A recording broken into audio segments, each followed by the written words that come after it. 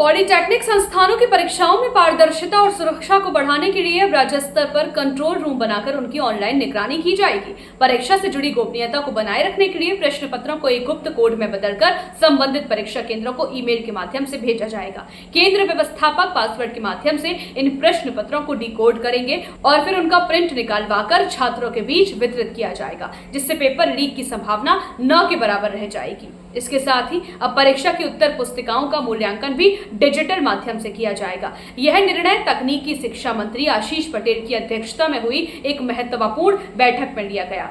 Doctor APJ Abdul Kalam प्राविधिक विश्वविद्यालय के कुलपति प्रोफेसर जेपी पांडे की अध्यक्षता में गठित एक समिति की रिपोर्ट के आधार पर यह निर्णय लिया गया है। इस रिपोर्ट को विधान भवन स्थित तिलक हॉल में हुई प्राविधिक शिक्षा विभाग की समीक्षा बैठक में प्रस्तुत किया गया, जिसे तत्काल प्रभाव से लागू करने का निर्णय भी हुआ। परीक्षा में उपयोग किए जाने वाले सॉफ्टवेयर की सुरक्षा की जाँच भी कराई जाएगी। यह पहल पहले से ही AKTU द्वारा इंजीनियरिंग कॉलेज की परीक्षाओं में अपनाई जा रही थी और अब इसे पॉलिटेक्निक संस्थानों में भी लागू किया जा रहा है। इसके साथ ही सभी तकनीकी शिक्षण संस्थानों का एकेडमिक ऑडिट भी किया जाएगा ताकि शिक्षा की गुणवत्ता को सुनिश्चित किया जा सके।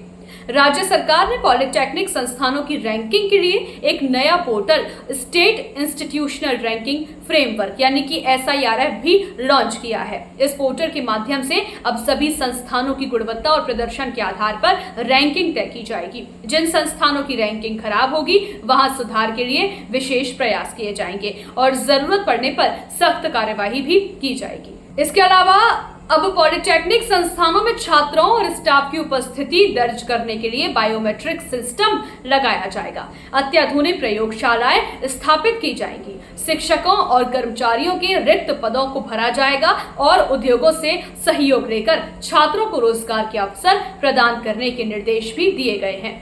बैठक में यह भी निर्देशित किया गया कि गोंडा, बस्ती, मिर्जापुर और प्रतापगढ़ में निर्माणाधीन राजकीय इंजीनियरिंग कॉलेजों के निर्माण कार्य को तेजी से पूरा किया जाए ताकि अगले शैक्षणिक सत्र में पढ़ाई शुरू की जा सके। वर्तमान में जिन छात्रों को भवन न होने के कारण दूसरे जिलों में पढ़ाया जा रहा है, उन्हें 31 मई तक नए परिसरों में स्थानांतरित करने की व्यवस्था की जाएगी। तकनीकी शिक्षा के संचालन को एक रूपता देने के लिए सभी सरकारी इंजीनियरिंग कॉलेजों के लिए एक समान विनियम तैयार करने के निर्देश भी दिए गए हैं। कार्य परिषद और बोर्ड ऑफ गवर्नेंस में सदस्यों की नियुक्ति की प्रक्रिया को भी अधिक पारदर्शी बनाने के निर्देश बैठक में दिए गए। इस बैठक में तकनीकी शिक्षा विभाग के उच्चाधिकारी भी शामिल रहे।